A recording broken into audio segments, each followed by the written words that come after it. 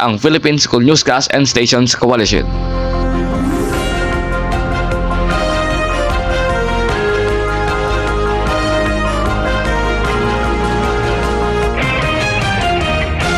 Magandang umaga po. Narito po ang Balitaan Plus Umaga Radio Edition sa Radyo High School AM. Ito po ang inyong lingkod, Arkin Juan David Gobeaon. Mapapakinggan din sa Radyo High School AM at DZNC Radyo Patnubay Internet. Mga kabalitaan, ngayon pong araw ng mga puso, asahan pa rin po ang mga pag-ulan. Tatlong weather system po umiiral sa bansa. Ang shear line po ay umiiral sa Luzon.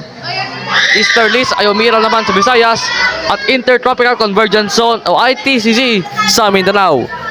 At ayon po sa Pag-asa, ang low pressure area po na namataan sa labas ng bansa ay nakita mahigit 300 kilometro po sa labas ng bansa o sa may Pag-asa Island sa Palawan at malapit po sa Vietnam.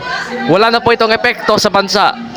Hindi ba posible ang mga ulan, pero maganda pa rin po kung sakaling magde-date sa labas ay dapat magdala ng payong o kapote.